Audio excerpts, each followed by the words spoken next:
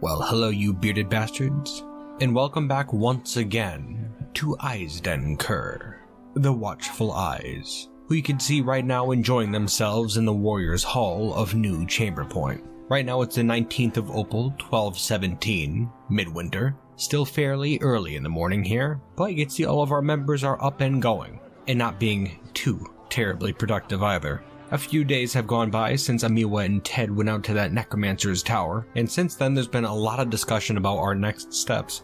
But before we start discussing that, what do you say we have a look at our people here? There's been some interesting interactions lately. Well, first off, you can see Fishface down here, Dodak, but everyone here calls her Fishface, for some reason. Anyways, when Ted and Amiwa went out, they brought home a whole bunch of armor, a whole bunch of weapons, and a whole bunch of books, but they also brought home some instruments too. Like this one here that Dodak is using. It's a kith, a bismuth bronze kith, decorated with finely crafted horsehoof and adorned with hanging rings of finely crafted giant cave toad bone and menaces with spikes of finely crafted cave swallow bone. It's a mid-size handheld curved metal horn. The pitch is adjusted with a slide. Pretty cool. She doesn't know how to use it too well, but she's getting a hang of it. It's a little annoying, frankly, but it's nice to have some sort of entertainment around here. This morning she's performing Lies and Nothing More, an example of the Sable Meadow, which is a form of music used for entertainment originating in our home, the Glad Boulder. Honestly, it's pretty nice to hear again. We are a long way from home out here. Just hoping that Dodak gets a little bit better at using that thing. Soon, too. Someone taking her terrible playing in great stride is Vimtar the Dwarf. Now, a week or so ago when we left Old Chamber Point and came here, he wasn't doing so well, coughing up blood.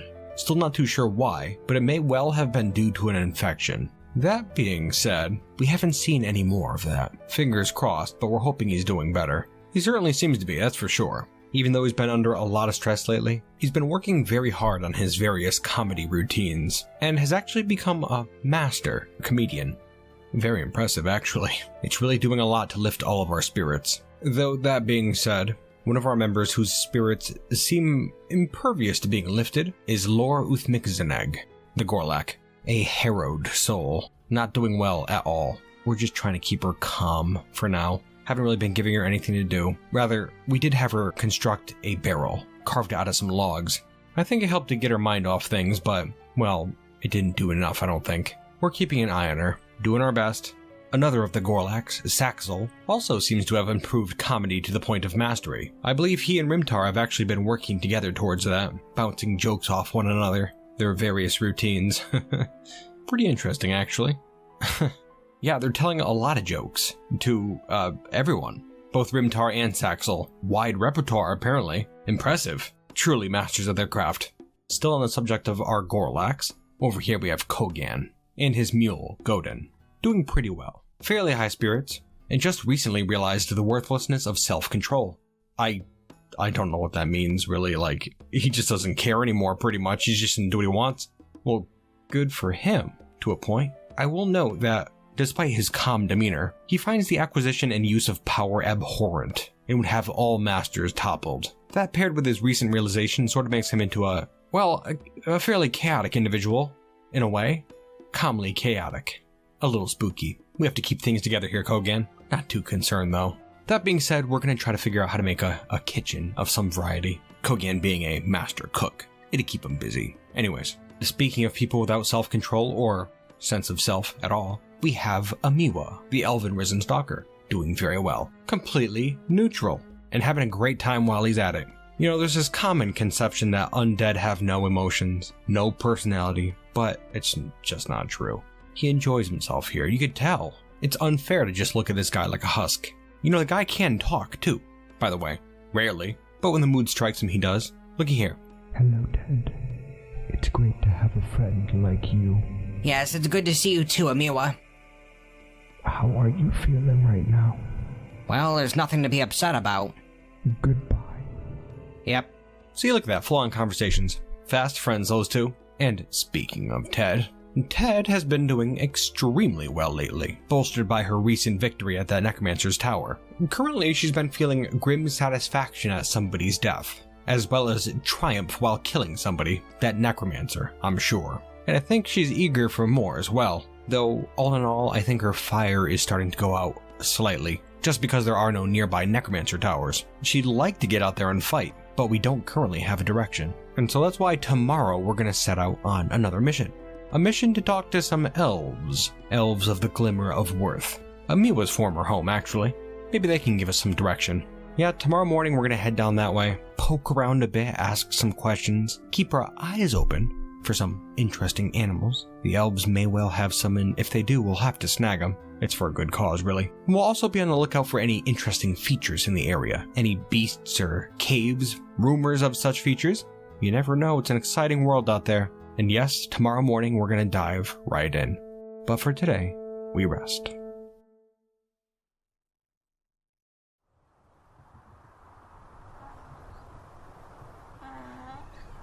Hey, Amiwa, you're not so bad. Hey, buddy, you like jokes? Okay. And the elf said, are you going to eat that? You get it? Nah, you don't get it, it's fine. It's just got to simmer a bit. I'm sure he'll let you know when he gets it. No doubt. Here we are, the 20th of Opal 1217, and our party here is ready to get started on their mission. Admittedly, it's taken a bit longer than we thought it would. We've already spent a good chunk of the day chasing our animals around the hillside here, making sure everyone's on the same page, but I think we're good now. I think. Looking up in the sky, it's a clear sky, but the sun is already low in the west. So yeah, we're basically heading out at sunset. But it shouldn't be much of a problem. We'll just camp out on the road. We've already wasted way too much time. Now then, our party. We have 3 people and 4 animals. The people being Amiwa, the risen Stalker. He's going out with everything we've seen him equipped with before, but I will note he's bringing with him a few books, in the hopes that we could find somebody to read them. That's kind of a big goal that we have today. Might help us out a bit, give us a bit of insight into those necromancers. Amiwa's mounted on another giant rattlesnake, that he's also named Sabervine, who is already showing some distressing signs. We weren't going to do it, but we figured what the hell, we have it. He has some familiarity with riding them, but yeah, this isn't going to work out well. Anyways, with Amiwa here, we have 2 Gorlaks. Saxel, the comedian, mounted atop his grizzly bear that he's recently named Beryl. It's a chubby grizzly bear, and I imagine the 2 of them could be fairly formidable in combat. That being said, the guy's got no armor. None of that stuff we picked up can fit him, though he does have a silver flail and a steel shield, and he's pretty good at using them too. Kogan is similarly equipped, and I can't help but notice he's lagging behind terribly. He's mounted atop his own horn beetle, but my god, I don't know if something's wrong with it or what. I mean, it seems to be fine. He named his beetle Cauldron, and having a look at it, it's kind of beaten up, but not bad at all. Has a couple dents on its carapace. Yeah, not too sure what's going on. But I should note that another animal that's coming along is Godin, the mule, Kogan's faithful companion. Of course he's coming. He's an old guy, but he's tough. Plus, I should mention that at one point Godin went toe-to-toe with a tiger, so he's fairly capable in combat. Though I'm really hoping we don't fight anything this time around. We shouldn't have to. Okay, looks like we got through the night. We did end up camping by a brook, but there was no issue whatsoever. And as you can see, we're on the road once again. Slow going, but steady. Now, I should mention too that Ted didn't really want to come on this adventure. That's why these 3 are going out by themselves. It's probably for the best anyways, to let Ted rest up a bit. She's got to save her energy for next time we find a tower. Now then, unfurling our map, you can see it's fairly incomplete. You can see where we're currently located by this flashing marker. Over to the west here is our camp, New Chamber Point. Farther west is that tower that we destroyed. Over here, far to the east, is Old Chamber Point. And down here to the southeast is the Glimmer of Worth, our current goal. Might be best to have a look down this way as well, just to see if there's anything down there. It's kind of hard to say for sure at the moment. Normally you could see interesting features at a distance, but the trees around here make things a bit difficult. Now let's see here. Approaching midday, and it looks like we've stumbled upon a structure. Some sort of a fort, I believe. Moving in.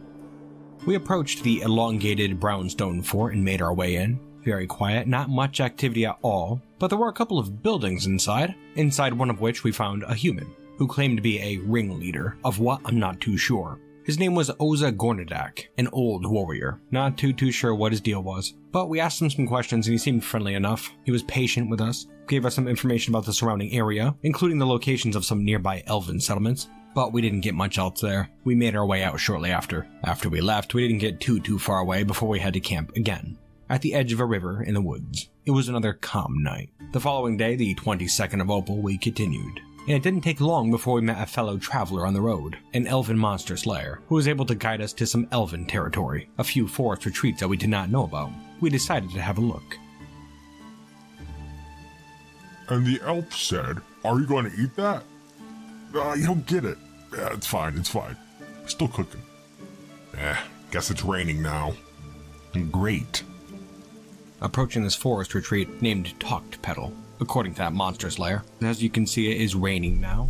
Also extremely foggy, and it's beginning to get dark.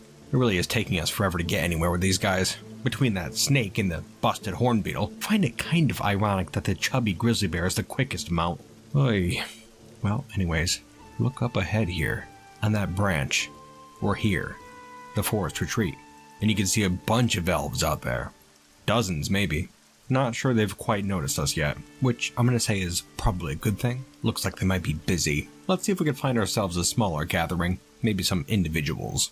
I'd like to know where that monster slayer went, actually. They said something about finding drinks, so maybe there's a tavern around here. That'd be nice. Alright, looks like we have a small gathering over here. We'll chat them up a bit. Get me going and I won't stop for anything. I'm doing just fine. Okay, so there's his forgotten beast, and they see this group of giant wolverines. Shut up a minute. Gonna try talking to the obese elf? She doesn't really appear to be in the mood for talking. Hey, excuse me, miss. My name is Kogan Olengkadan. Cook. Hello, Golak. My name is Afe. So how about that rain, huh? Wild. Indoors, outdoors, it's all the same to me as long as the weather's fine. Which it's clearly not. So, anyways, how's life here? Well, I've heard recently that a group from the Glimmer of Worth seeks to reclaim the ruins of Talked Petal. Don't know why they'd bother, but that's the word. What? Aren't we in Talked Petal? That's what I had heard anyways. Yes, we are in Talked Petal. Long ago, this place was destroyed by a bronze colossus. But as you can see, it flourishes these days. Now, I'm having a look at these elves here, and I have a feeling they're not from the Glimmer of Worth. Just looking at them, they all have gold or reddish hair. Not like Amiwa here, who has green hair, as do most elves of the Glimmer of Worth. Not too sure about elven politics, but now I'm wondering if these two groups are at war with one another. What can you tell me about your local ruler? The Sable Buck rules Talked Petal. It's for the best. I don't really know what the Sable Buck is, but I think it's just the name of the group that's currently here. Yeah, I'm not too sure what to make of it, but that seems to be the only problem they're having over here. No talk of necromancers. Well, maybe we could find a bigger settlement. Do you elves engage in trade? Where's a good place to do that? The people of Talked Petal go to Orange Tax to trade. There are 13 other villages which utilize the market there. It's actually surprisingly helpful. We'll have to check it out. Can you tell me the way to Orange Taxed? It's just a short walk to the southeast. Here, I'll mark it on your map. There was a tavern there named the Plum of Shells. Their service is divine. Uh-oh, looks like she's starting to get impatient. Well, this information should get us somewhere. Thank you very much, ma'am. You're extremely helpful. Goodbye. Yeah, okay. I say we're on the right track. We've now located a large elven settlement, and I imagine it'll give us some good leads, or possibly some animals, or maybe even some new party members. That would be pretty good. Okay, well, we headed over to Orange Taxed. Sure that we were on the right track, but it wasn't too long after arriving we realized that the place was almost nearly completely abandoned. For what reason, I could not begin to tell you. Not too sure what the hell that elf was talking about, those settlements doing trade with this place, cause it didn't really look like it had much to trade at all. That being said, there were 5 taverns there. The Berry of Mists, the Devourer of Roses, the Embraced Sugars, the Fabulous Nut, and the Plum of Shells, of course, and they were all empty. One after the other. Huge taverns, too. I'm not sure what happened here, but there's not much going on there now. That's for sure. I should also mention that it was raining the entire time, and that Sabervine II and Cauldron the Hornbeetle were slowing us down terribly the entire way. It was miserable. Yeah, we scoured the place, spent an entire day there, spent the night, and searched through the next day too, but we didn't see a soul, and so we left. And on our way out encountered some elves, camped at the periphery of town. And shockingly, it was here that we finally made some progress. First off, I should mention I do not know why all these elves were out here. Elven politics again. Can't figure them out. But upon inquiring about troubles in the area, we were given a very useful bit of information. the location of yet another necromancer's tower. This one far, far to the north. Many days travel away, a week at least, in a tundra known as the Honorable Winter. This would have to be our next target, though it would take a considerable amount of planning to prepare for the trek. Bolstered by the eventual success of their mission, Amiwa and the Gorlaks decided it was time to take a little rest, safe in the Elven encampment.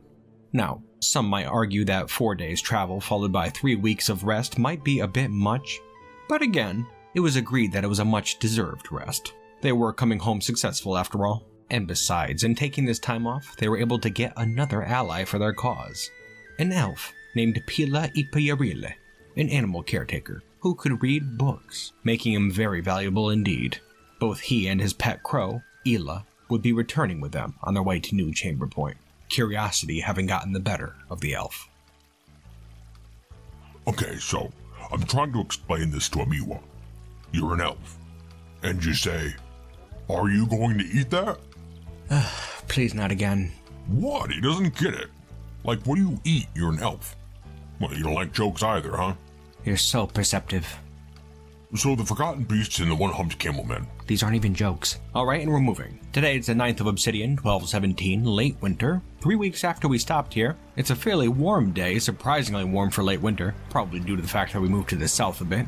The sky is clear, the sun is high in the east, and we are ready to get going. And actually, you know what? Our new friend here, Pila, has pointed out a interesting group of animals just over this way right here. There's quite a wide selection, and according to him, we're free to take whatever we like, as these animals are the bounty of the forest. Something about natural order, bunch of elven nonsense. But yeah, we're free to take anything we want. And so that in mind...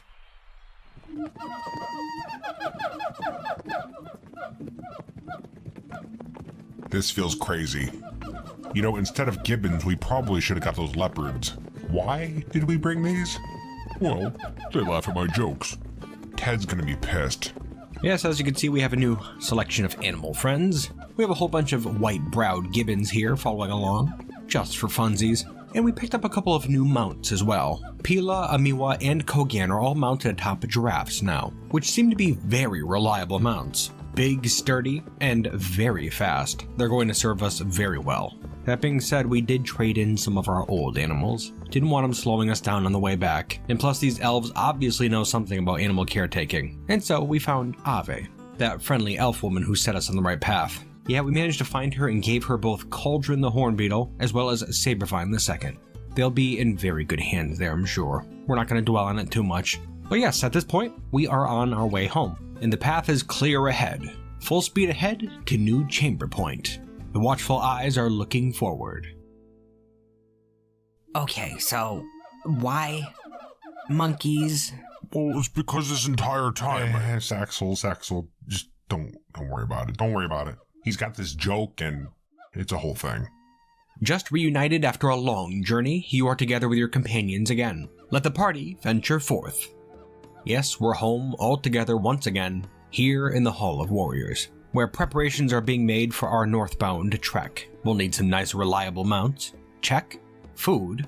Check. Thankfully, Pila brought a huge bag of bananas from his home. Anything else we need, we can scavenge on the road. We'll need weapons and gear. Check and check. Thanks to Ted's first journey. And lastly, we'll need warriors. And this is where the conversation gets a bit interesting. For this mission, we're only going to be bringing a few members, of course. Not everyone's going to go. Need to keep some back as usual. That being the case, the mission group will be led by Ted and Amiwa. Ted insisted. And also we're going to be bringing Kogan. Without Godin this time, we gotta let him rest a bit more. And lastly, we're going to be bringing Dodak, Fishface. She's been at home most of the time here, but she's a capable warrior, and we have plenty of gear for her. And so, yeah, seems like a promising group to me. Vimtar's gonna stay at home due to his possible infection. Pila is not a fighter, and besides, he has to go through these books anyways. Lore the Gorlak is still not doing very great at all, and so she's gonna stay back and help hold down the fort. And same with Saxel, the comedian. He just kinda wants to stay at home for this one. Plus, he's a tough guy. He'll be acting as the muscle back at home here. Now, regarding our plans while we're still at home, well, we do have a few things to attend to. A few touches to add to New Chamber Point. For one, we're going to be installing a multi-level fireplace in the Hall of Warriors, a much sought-after feature. Should keep it nice and warm in there. On top of that, we now have a library area up in the attic of our main hall. And we've also made an animal pen out back, something that we definitely need now. We were going to make a house for Pila, but as an elf, they're completely fine just hanging around outside, I guess. To each their own. But we did throw a bed in the animal pen, just in case he wants to give it a try. Also, speaking of Pila, he has been doing some reading. Some very careful reading, selective, as to avoid the secrets of the necromancers. It's such a mysterious process, but some of these books hold necromancers' secrets, and it would be very easy to just skim over them, 2 seconds, and then that secret is in your head. That's it. And that being the case, we're being very careful with it, just kind of judging books by their title. We've been looking at books with more tame titles, like The Savannah, A Brief History, or The Wizard's Guide to Kobolds. We haven't learned too much so far, except for the fact that that necromancer that Ted killed was a fairly compassionate soul, and that he really likes to write. There are some fairly lengthy works in there. Now, I did say we were trying to not read the secret books there, but on the 26th of Obsidian 1217, Pila was doing some reading up in our library, and skimmed through a book that we probably should have been avoiding, entitled The Book of Doom, which contains the secrets of life and death. That being said, apparently elves are impervious to the effects of necromancy, not something we realized. But here we are. So yeah, that being the case, we were able to just go crazy with it. Pila went through every single book, we picked out all the necromancer books, and hucked them into the volcano. Ted's been saying all along that we should just throw all of them into the volcano, just to save time, I guess. But luckily we were able to talk her down. And yeah, no more necromancer books. And we now have a large selection of regular books that nobody but the elf can read. Still, it's pretty interesting. And a couple additional side notes here. During this time we did some asking, and figured out that Pila is from the Glimmer of Worth, as were all those elves down there. Apparently Glimmer of Worth elves can look all sorts of different ways. A little casual racism there on the part of the Gorlax, assuming they all look the same. But something else worth mentioning is that during this time we've seen Riggoth, the Godborn. Remember her, that risen stalker? She's still been wandering around the place. Hasn't been too helpful, but, well, we could just assume she's acting as part of a patrol or something. We'll take the assistant, sure. And there's actually been a second one too. Another risen stalker, and Godborn. His name's Delair, and he's been doing pretty much the same stuff as Riggoth, just kind of wandering around the place. Completely harmless. Hey, we'll take any help we can get. Come on in, you bastards. And aside from that, we should also note that we named one of the gibbons. Rather chubby fellow, with long white eyebrows. We went with Twistbeard for that guy. Just cause the eyebrows have a remarkable resemblance, don't they? Plus it's been pretty fun for everyone to yell at Twistbeard. Twistbeard, get off the furniture. Twistbeard, quit crapping on everything. Yeah, it's been a blast. But yeah, time's been ticking forward, as you could tell. And at this point, it's been more than a month and a half since Amiwa and the Gorlax set out for Elven lands. And so that in mind, we really should get this ball rolling. Onward, Watchful Eyes, to the honorable winters. We have some necromancers to deal with.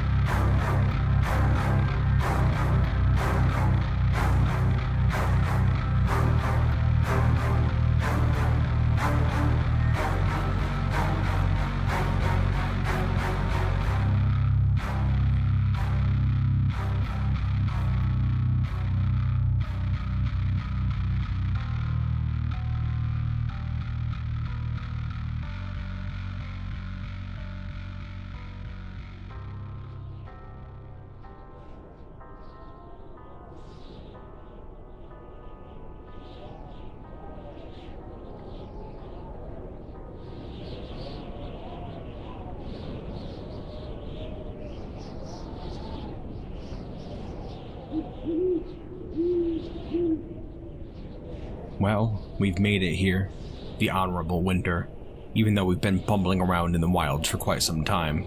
Turns out during that downtime we lost part of our map for some reason, so it's been a struggle. But luckily we have bits of it memorized. Besides the point, we're here now.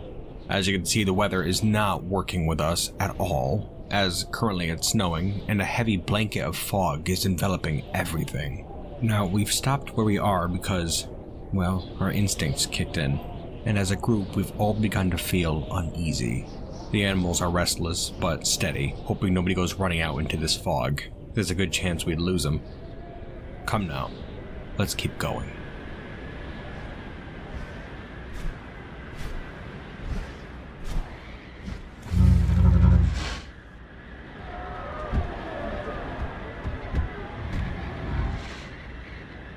Oof, that was a giant snowy owl right there.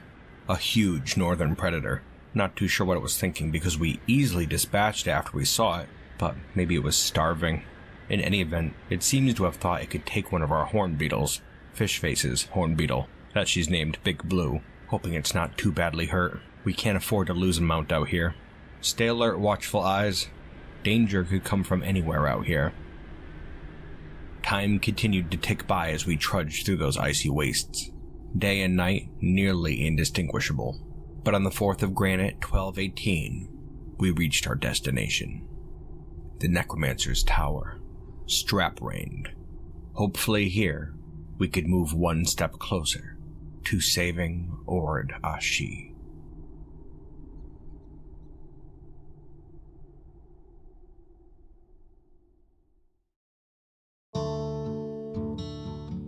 Well, hello you bearded bastards, and welcome back once again to the end of the episode where we're going to be talking about some behind-the-scenes things. And I've got a lot to talk about this time. Adventure mode gives me a lot of things to talk about, apparently. Now then, when I first started recording this episode here, this one in particular, it was terrible. It was absolutely horrible.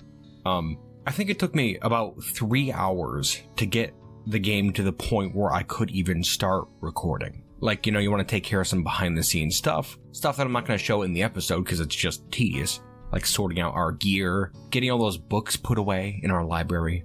But, you know, it's negligible. It takes 2 seconds, right? I'm going to take this stack of books and put it down in a room. 2 seconds. No, not in Dwarf Fortress. Not too sure what was going on. But I had this stack of books and I put it in a cabinet, right? Thinking it would, I don't know, maybe stay there? In the cabinet? No, not the case, actually. I'd put them in the cabinet and then wait for like an hour or something in our camp. Whenever I would wait or travel or anything, the books would be gone from the cabinet and be out in the woods surrounding the settlement. Just scattered all over the place, and I'd have to spend a long time just picking them all up. I think there was 80 books, so yeah, that got pretty tedious. Then I'd have to go back and, put them... But I think what I was doing, I was putting them in that bone bin that we got. I put them all in there, and then I put that bin in the cabinet just to see if that would work. No.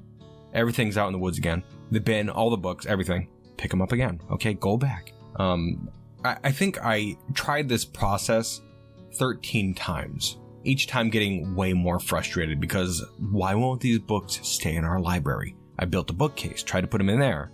Did not work. Built a chest, put them in there. Did not work. But what eventually ended up working was, I took these books and built a pedestal. And then you have the option to set the books on the pedestal. So right now, all those books that we have at our base are sitting on a pedestal.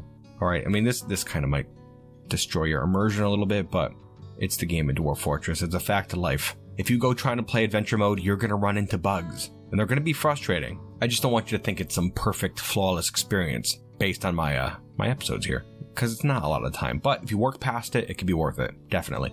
Anyways, so that was frustrating. Another thing I would like to point out is, well, there was a couple of time jumps in this episode here. Like when the Gorlaks went to that Elven settlement and they stayed there for 3 weeks because they wanted to relax. That was because I retired them at the Elven settlement. I didn't know if this was going to work, but I retired them there. They stayed at that settlement while everyone else stayed at New Chamber Point. And then I was able to start adventure mode again and add somebody to their party. And that somebody was Pila, the elf, which I think is pretty cool, actually. You could just add somebody to your party and, like, go back with them, you know? So yeah, Pila was an adventurer that I created. It wasn't somebody that we actually met there and convinced to come with us. But that's kind of what you gotta do sometimes. I don't think you can control other people that you recruit in the world. You can only actually take control of people that you create. Anyways, I am very excited about this whole adventure, even still, and getting more excited as time goes on. Having a ton of fun. And I can't wait to see what's in this Necromancer's Tower. I hope you're excited too. And I certainly hope you enjoyed yourselves today, you bearded bastards. And until next time, my bearded bastards.